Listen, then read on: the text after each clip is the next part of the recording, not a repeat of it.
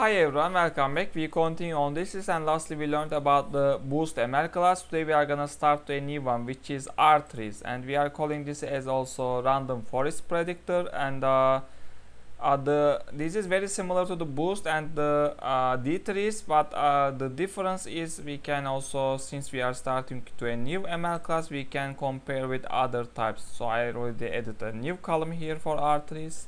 So let's go one by one. The type is similar to the boost and the decision trees. This is also discriminative, all of them almost discriminative, and the non-parametric. And the speed is again medium, like boost, very similar about the training part to the boost part, and speed again fast after the output is got.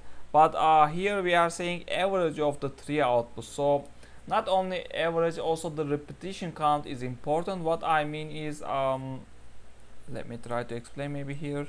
So let's say there can be many trees. That's why we are calling this also forest. So let's say the first tree, if we are making classification, let's say if we are having two classes and the three output maybe can be like this in the sub steps, and here the other one is giving each one is belonging to a different tree, and the first giving 1, the other 0 0, but the repetition count, you see the zeroth class is the majority. So we are deciding this data belongs to the zeroth class, so according to the repetition count is deciding for the classification. But about regression is a bit different. About regression is calculating the values for incoming data. Let's say I don't know, but just say 0.5542. So it's calculating the average. It's taking the all the incoming values from the trees. How many trees we can also decide it according to the parameter. So it's just averaging and telling this data is corresponding to this value, so it's averaging. So there are two. For classification, repetition count matters. For regression, the average of the three outputs matter. I also only wrote here average because the average is the character, known character of the RTrees. Memory use again medium, because as I said, with boost is very similar with many features. For many features, handles non-linearity again yes, and visual intuition medium to medium again, and overfitting risk lower than single trees I said, but I didn't directly tell medium because it's a bit different than the boost trees, because it's handling the noisy data better than the boost, because we are calling it forest. It has more, it is capable to have many trees, and the collected data is kind of just eliminating a bit the noisy data.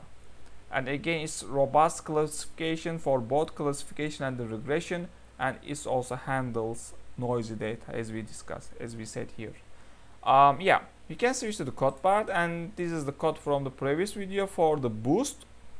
Actually what it was doing is with the but let's try with the default values, and it was looking like this with default values.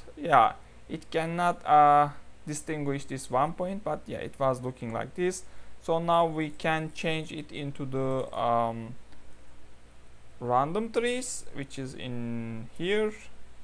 So all we need to do is just copying this, and boost can stay because we had to change all, but we can change like this.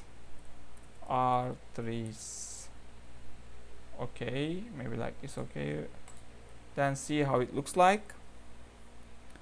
It's different, and this is the result with the default values, and in the next video we are gonna check the parameters. Maybe we can make it better fitting, and it looks like this, and usage is very simple like the others, and we compared it, and we talk a bit about the random trees, random forest predictor class, and in the next video we are gonna check the parameters. Thanks for watching. See you in the next videos.